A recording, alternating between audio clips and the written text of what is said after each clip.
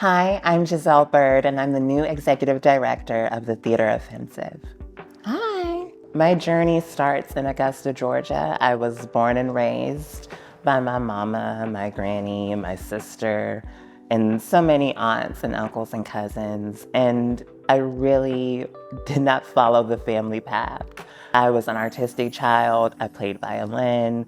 I went to a fine arts magnet school, shout out to DFA. And it was there that I really learned that art was forever going to be a part of my life. So when I left high school, I studied performing arts at SCAD, Savannah College of Art and Design, and got such a beautiful education just in every facet of the industry. And towards the end of my senior year, I really knew I wanted stability and I wanted to be able to be a champion for artists. And so I thought casting was the route.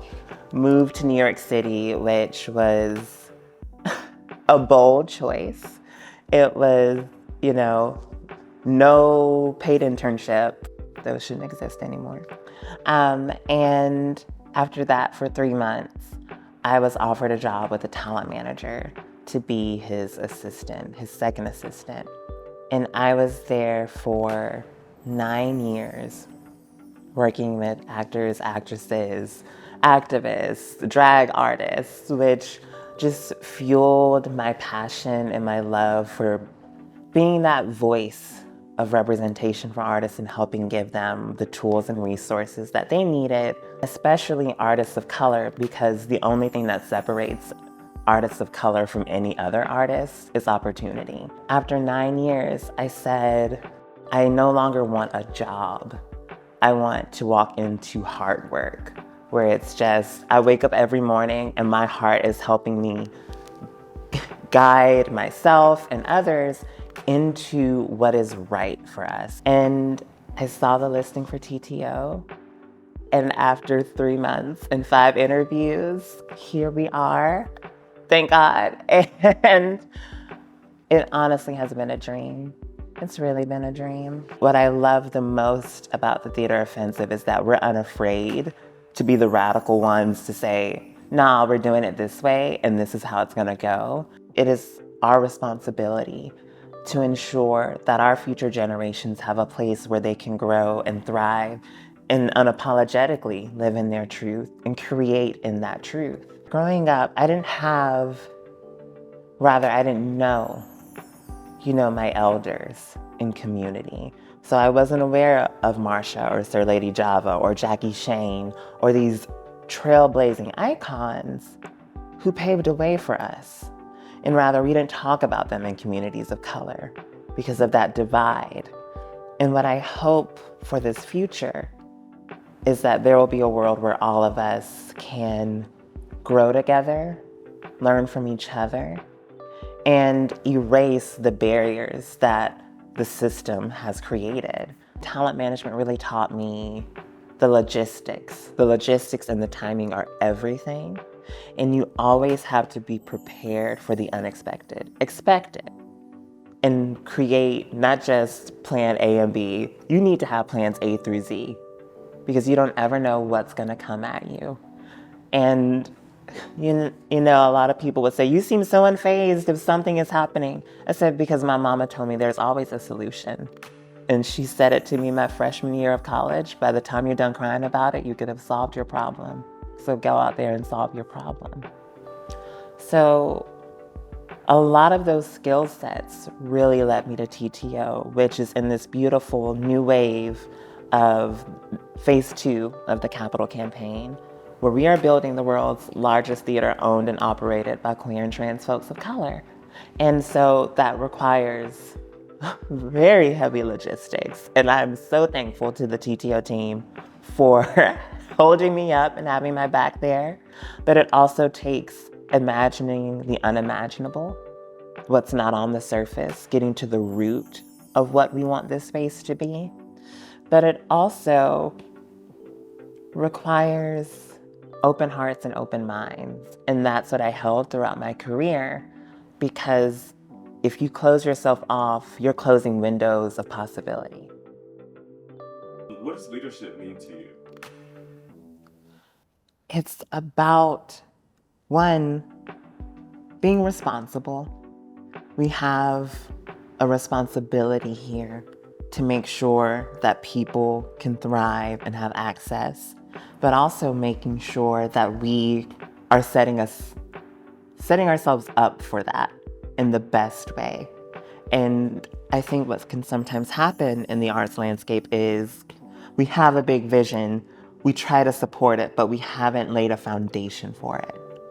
And so for me as a leader, I'm very much about the foundation of the organization. And what is that? It's the people.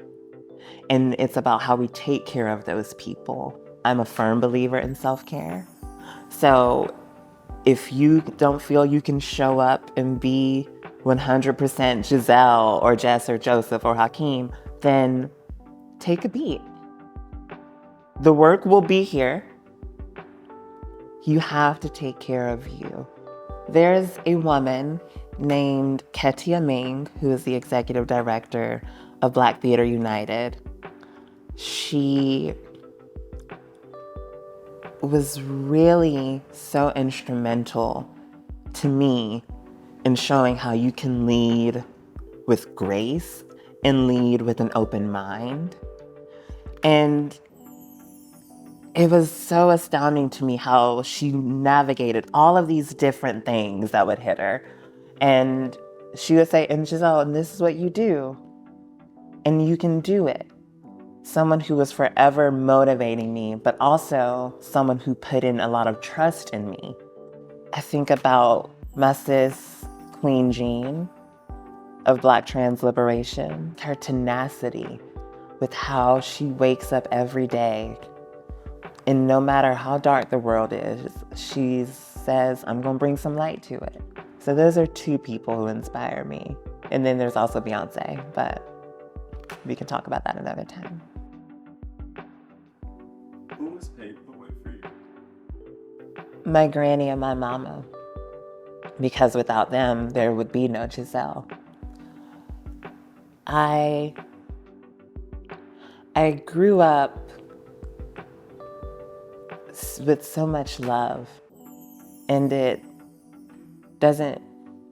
not lost on me for a second how rare that is. And I think about the sacrifices that they made in order to make sure I was getting to school, I was getting an arts education. And so I'm thankful for them and their life force. Who is the new space for? This new space is for our queer and trans family of color to create, to envision, to dream, because they haven't ever been given the safe space to dream, to walk into a space and not be judged on any of their lived experiences or the experience that they are currently living. And it is a space for our youth who, they are such warriors to navigate these times where their bodily autonomy is being stripped from them. They're not getting to learn about their ancestors and transcestors.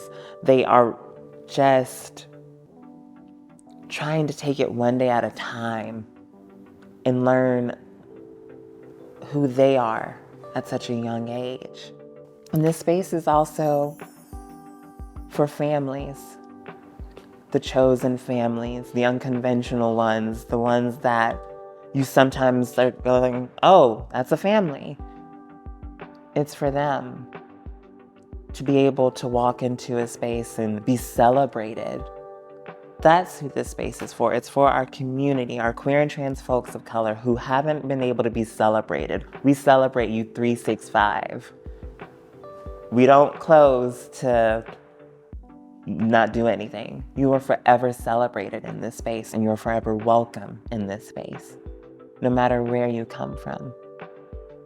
That's who this is for.